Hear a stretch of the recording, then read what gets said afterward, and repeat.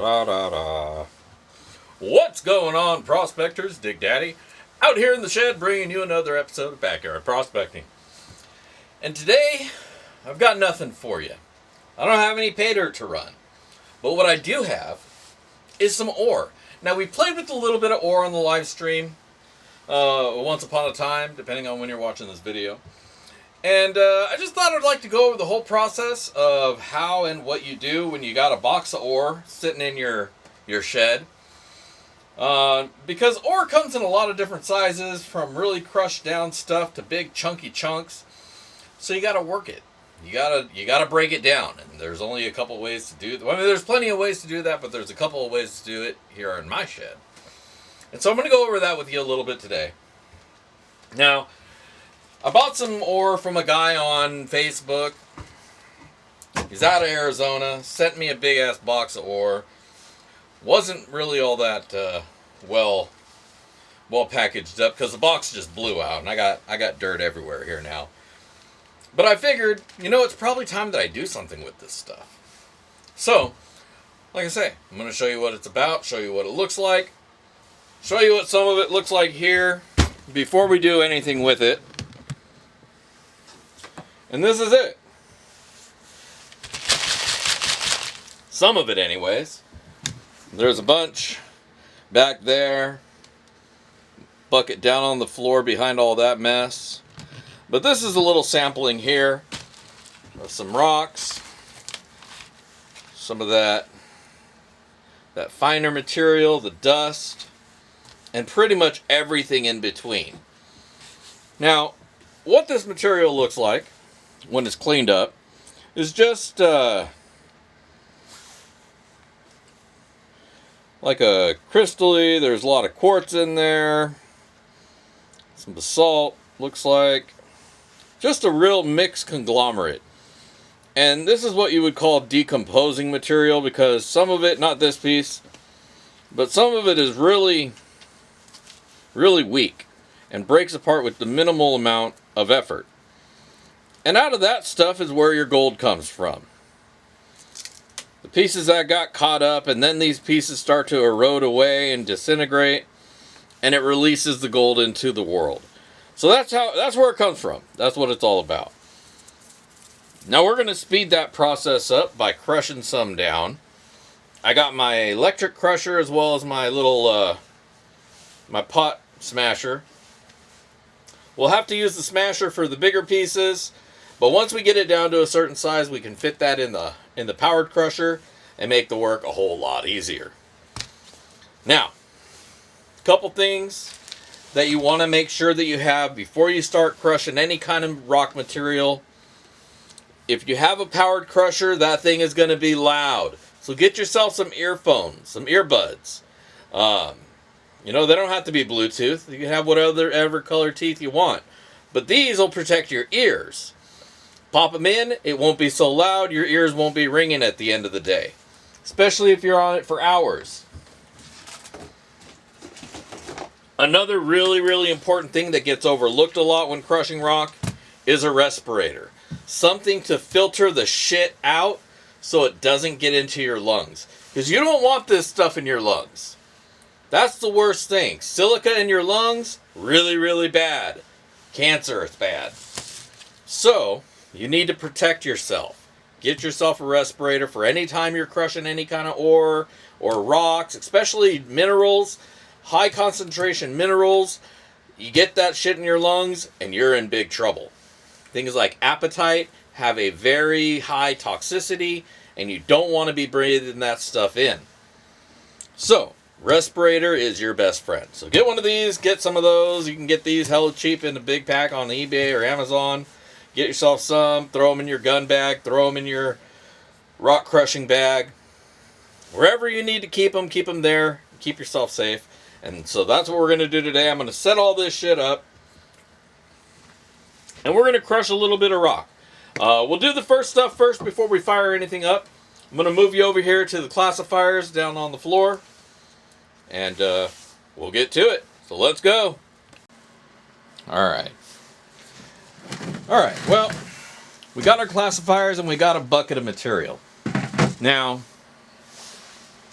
far as I'm concerned, anything over 1/4 inch needs to be crushed. Big or little needs to be broke up. And then we got our 10 mesh. And though there could be some stuff there, I don't know. I feel like most everything we're going to find in here is going to be really, really small. So, just to kind of separate this before we crush that as well, we're going to have it separate here. And then we got the fine, I think this is 30 mesh. Yeah, 30. Everything below that is dust. Anything above that potentially could be good. We'll see. I guess I don't need to really classify out at that level, but maybe we will, maybe we won't. Yeah, I think we will. Just because then we can treat the super light stuff differently than the less light stuff. We'll hit up the 1/4 inch first.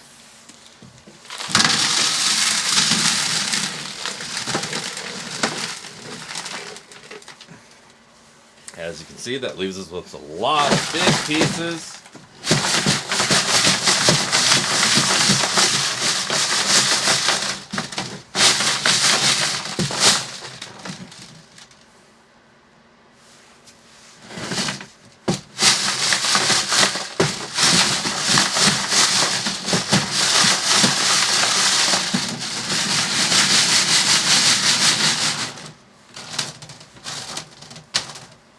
Alright. Now everything in here is too big to run. So we got a couple things that we can do. The really big pieces are too big to go into the electric crusher. So those are going to have to be broken down first before we do anything else with them anyways. So, first stage is get the bigger rocks.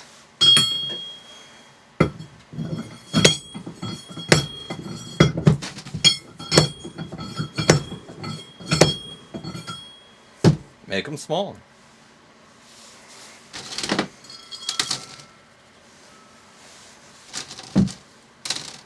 Now these are small enough that they'll fit in the crusher.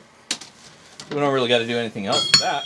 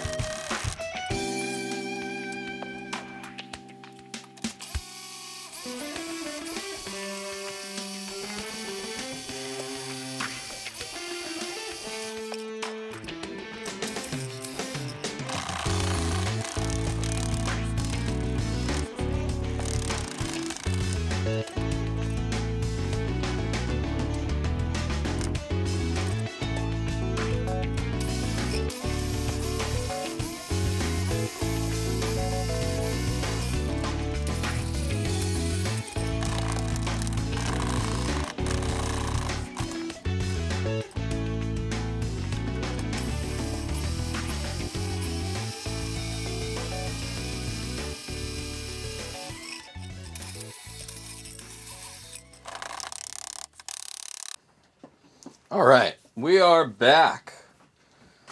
And, man, that was a lot of work. Let's zoom in and we can see the spoils of my efforts. So what all those big rocks wound up breaking down into, zoom you way in, is what we got here. We got sub 30, which is really just fine sands. A lot of that. Was able to break it down really well. Took a little bit.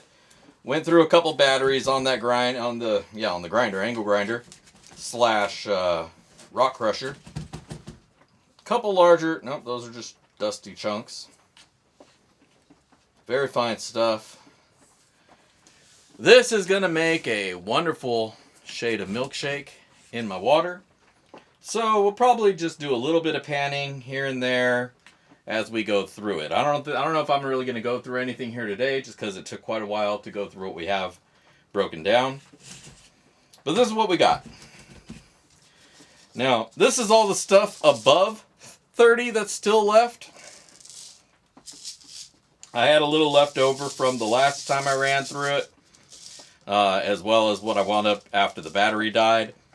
Now, I think I'm just going to keep this and set it to the side. And then maybe use it for some easy pay dirt for somebody. Because this should be pretty easy to go through. Not too destructive on the water, because a lot of those fine dusties are already gone. And there could very well still be larger pieces of gold in here. Gold is only going to mash down so far. And, you know, if there was a big piece, it very well could be in here. So I'm going to leave this how it is. Maybe I'll go through a couple teaspoons of that here and there. But overall, our good material is right here. This dusty bucket of dust. And next time on Or What, that's what we're going to call this show, Or What, because it started with the or. Next time on Or What, we'll go through some. And we'll see what kind of gold we can find, if any at all. Hopefully there'll be some fine pieces. And, you know, maybe we'll use this on Monday for some sloppy seconds base material. And maybe we'll find some gold there. So, stick around, hang out, tune in next time. All that stuff. See what we wind up finding here on Backyard Prospecting. Or What? Or What? Find out next time. Until then, don't forget to hit like, subscribe. If you're not a subscriber, you know, do that thumbs up, do the notification thing so you don't miss my shit. Otherwise, don't forget to tune in Monday evenings for BSing in the shed when we BS here in the shed. It's pretty straightforward. It's all in the name. But tune in for that. Don't miss out. I give away gold, and we have a good time. So, until then, this is Dig Daddy signing out from the shed. If I don't see you out at the rivers, I'll catch you in the backyard. Peace!